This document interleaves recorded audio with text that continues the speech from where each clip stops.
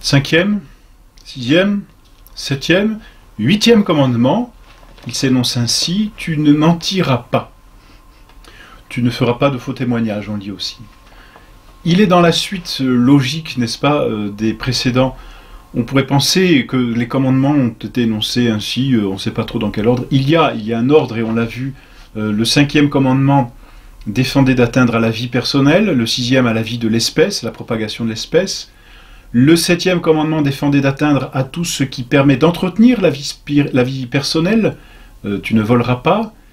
Et maintenant, eh bien, le huitième commandement, lui, s'oppose à tout ce qui pourrait détruire la vie, disons, spirituelle. Non pas au sens du scandale, comme on l'a vu dans le cinquième commandement, mais la vie spirituelle, c'est-à-dire la réputation. Le septième commandement empêchait de nuire au bien corporel, au bien matériel du prochain. Le huitième commandement défend de nuire au bien spirituel du prochain. Et qu'est-ce que le bien spirituel du prochain? C'est sa réputation. La réputation, d'ailleurs, c'est assez incroyable, et c'est là ce qui prouve que nous sommes aussi des êtres vraiment spirituels. La réputation, nous y tenons, et peut-être même plus qu'à certains biens personnels, à tel point d'ailleurs qu'on est prêt à dépenser de l'argent pour aller au tribunal et voir sa réputation être remise en honneur, naturellement. On tient à sa réputation, et c'est normal, Eh bien, il y a un commandement qui défend qu'on atteigne à notre réputation, mais qui, en même temps, défend d'atteindre, nous, à la réputation du prochain. C'est le huitième commandement. Et en fait, atteindre à la réputation du prochain, c'est aller contre la vérité. Voilà pourquoi le huitième commandement empêche d'aller contre la vérité, d'abord, contre la réputation, ensuite, et contre l'honneur, enfin. Contre la vérité de façon très générale, contre la réputation, c'est la vérité d'une façon plus particulière, c'est la réputation du prochain. Contre l'honneur, c'est ici les actes par lesquels on manifeste au prochain la déférence qui lui est due. Voilà donc tout ce à quoi oblige ce huitième commandement, à la vérité dans toute son amplitude. Voyez. Alors, le premier péché qui s'y oppose et qui s'oppose à la vérité, d'abord, c'est ce que l'on appelle le mensonge. Ça, on le connaît bien. D'ailleurs, le mensonge est si peu naturel que l'enfant qui ment rougit naturellement. Ou même celui qui n'a pas l'habitude de mentir et qui ment est obligé de baisser les yeux. Enfin, il y a une certaine...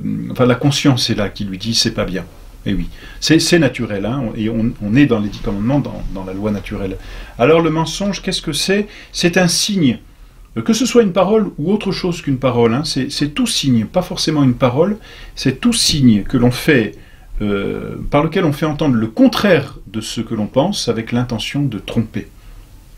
Donc c'est un signe, ça peut être une parole, mais ça peut être un geste de la tête, ça peut être un geste du corps, c'est un signe, par lequel on manifeste le contraire de ce que l'on pense, donc il y a une inadéquation entre ce que l'on exprime extérieurement et ce que l'on pense intérieurement, et il y a le désir de tromper le prochain. Il y a ces trois choses, n'est-ce pas? Donc on peut parler contre sa pensée, et en même temps, il faut avoir le dessein de tromper. Tromper l'adversaire, non, mais tromper le prochain, disons. Tout mensonge est défendu. Tout mensonge. C'est même difficile parce que parfois on croit qu'on ne peut pas faire autrement que de mentir. Eh bien non, il n'est jamais permis de mentir. Ça c'est malheureusement, malheureusement non, mais comment dire, vous fuirez le mensonge, dit l'Écriture dans l'Exode. Vous perdrez, Seigneur, tous ceux qui profèrent le mensonge. C'est un psaume, c'est le psaume 5 qui énonce cela. C'est Saint Jean qui le rapporte dans son évangile. Notre Seigneur traite le démon de menteur et de père du mensonge. Il a menti à Ève, et c'est par le mensonge que le péché s'est insinué dans le monde. Il n'est donc jamais permis de mentir, jamais. On distingue plusieurs façons de mentir. Il y a ce qu'on appelle le mensonge officieux, dans lequel on se propose, on propose sa propre utilité ou celle d'autrui. Même ce mensonge officieux n'est pas permis. Saint Augustin dit ceci, que l'homme fasse tout ce qu'il peut pour la conservation de la vie de son prochain, mais quand il en sera venu au point de ne pouvoir y contribuer qu'en offensant Dieu, qu'il croit alors qu'il ne lui reste plus rien à faire, puisqu'il voit que ce qui lui reste à faire est une mauvaise action. Donc il vaut mieux se taire. Le mensonge pernicieux, c'est celui par lequel on cause un véritable dommage au prochain, bien sûr. Le mensonge joyeux, on parle parfois de mensonge joyeux. Le mensonge joyeux, c'est celui qui n'a pour but que l'amusement. Alors, quand il est évident que ce qui est dit est faux, il n'y a pas mensonge, parce qu'il n'y a pas intention de tromper. Quelqu'un qui voit que c'est faux, qui sait naturellement, en réfléchissant un peu, que c'est faux, ou que les circonstances sont telles que, bien sûr, tout le monde sait que c'est faux, il n'y a pas mensonge, puisqu'il n'y a pas, il n'y a pas désir de tromper ici. Il y a divertissement ici, il va y avoir une façon de divertir. Bon, voilà, donc dans ce cas, il n'y a pas mensonge, c'est entendu, parce qu'il n'y a pas tromperie. Avec le mensonge, s'ajoute le parjure. Le parjure, c'est le faux serment. C'est-à-dire, c'est un mensonge dans lequel on prend Dieu à témoin. Et on en a déjà parlé, hein, dans les commandements vis-à-vis de Dieu. C'est toujours aussi un péché grave. Le faux témoignage aussi, c'est une déposition faite en justice contre la vérité. Le faux témoignage est toujours un péché.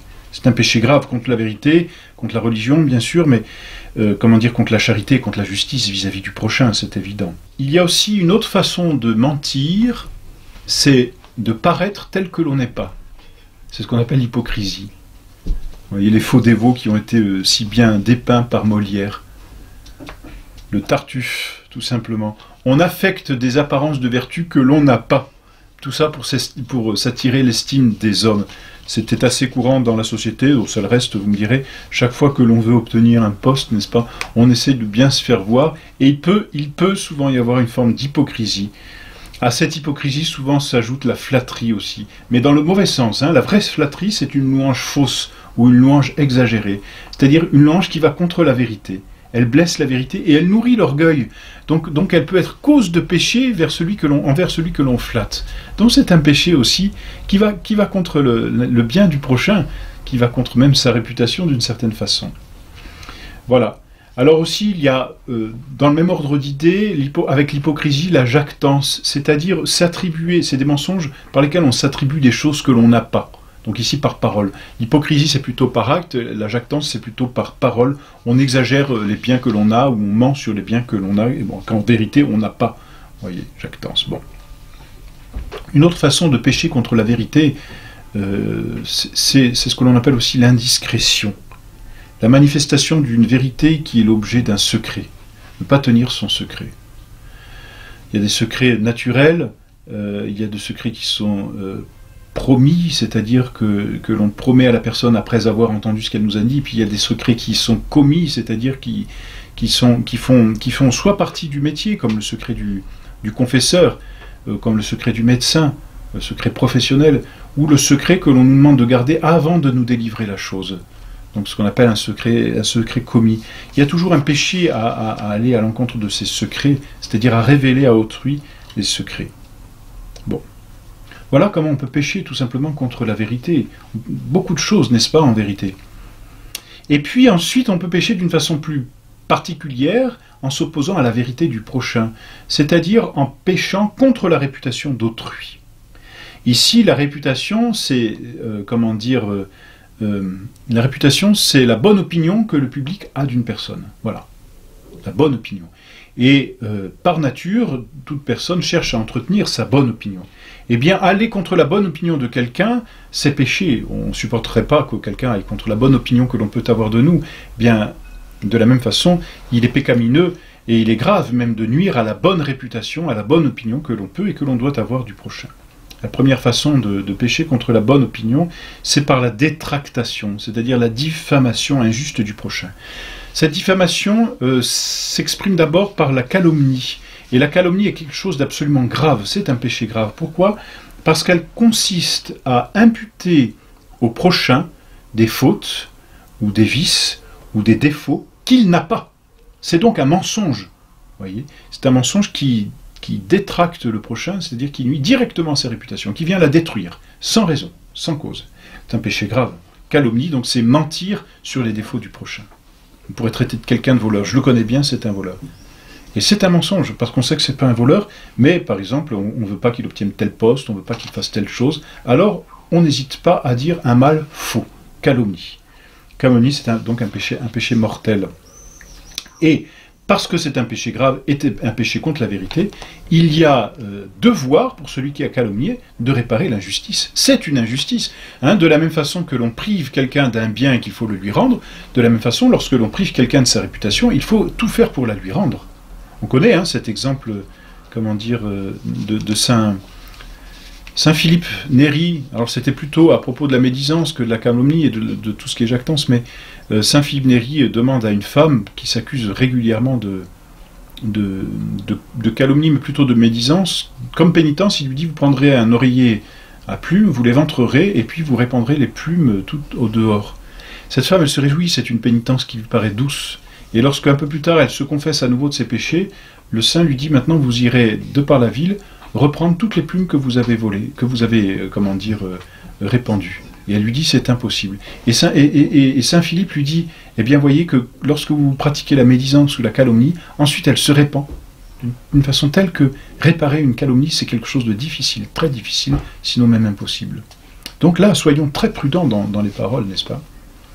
Alors, à la calomnie s'ajoute aussi, contre la réputation du prochain, ce que l'on appelle la médisance. Et là, le mot le dit bien: médire, dire mal, mal dire, maudire aussi. La médisance consiste à révéler un défaut caché ou une faute secrète du prochain. Donc ce n'est plus un mensonge. Le mal ou le défaut existe vraiment, mais il est caché. Et la médisance consiste à le révéler, ce qui est une façon de nuire au prochain. Voyez. Donc dire à voix haute, dire de façon publique des défauts qui seraient purement cachés, ou des défauts qui seraient juste cachés dans une famille, ou qui ne seraient pas connus, c'est ce que l'on appelle un péché de médisance. On dit le mal. Et là aussi, il faudrait essayer de réparer la médisance, ce qui est bien difficile. Non pas en se rétractant, parce qu'il n'y a pas de mensonge à proprement dit, mais réparer les dommages occasionnés par la médisance. Il peut y avoir des dommages même dans l'ordre civil, dans l'ordre politique. Et il faudrait essayer de réparer. C'est délicat, vous voyez, les péchés de langue, Saint Jacques dit bien, la langue c'est peut-être le plus petit organe que l'on a, mais c'est certainement l'un de ceux qui causent le plus de ravages possible. Péché de langue. Autre façon, c'est de nuire à la réputation du prochain, c'est ce que l'on appelle le jugement téméraire. Le jugement téméraire, c'est un acte par lequel notre esprit, avec trop peu d'indices pour conclure, condamne le prochain. Voyez. On a un soupçon, on a des indices, mais on n'en a pas assez pour poser un jugement. Donc, c'est pas encore un mensonge parce qu'il n'y a pas de certitude, mais c'est pas non plus une médisance. Vous voyez, c'est entre la calomnie et la médisance, ce qu'on appelle le jugement téméraire. Sur un manque de preuves, on dit du mal du prochain. Là encore, on nuit à la bonne réputation. Voilà. Jugement téméraire. Et enfin, ce commandement, le 8e commandement, proscrit tout ce qui va contre l'honneur du prochain. Non seulement contre la réputation, mais contre l'honneur, c'est-à-dire contre la déférence que l'on doit au prochain. Bon, ce sont toutes les injures. Les injures que l'on peut proférer par des paroles, bien sûr, et injures que l'on peut proférer aussi par des actes, quand on ne rend pas l'honneur qui est dû à quelqu'un. Voyez. Eh bien, c'est une façon d'injurier la personne, c'est une façon de ne pas respecter l'honneur qui lui est dû, quel que soit cet honneur, et donc, naturellement, il faudrait aussi réparer ces injures. Voilà donc pour ce 8e commandement, qui est un peu plus abstrait, n'est-ce pas? Autant le 7e commandement, disons, était plus concret parce qu'il avait pour objet les choses matérielles, mais ici, le 8e commandement a pour objet les choses spirituelles, le bien spirituel, la réputation. Eh bien, tout ce qui peut nuire à la réputation et à la vérité est proscrit par ce 8e commandement.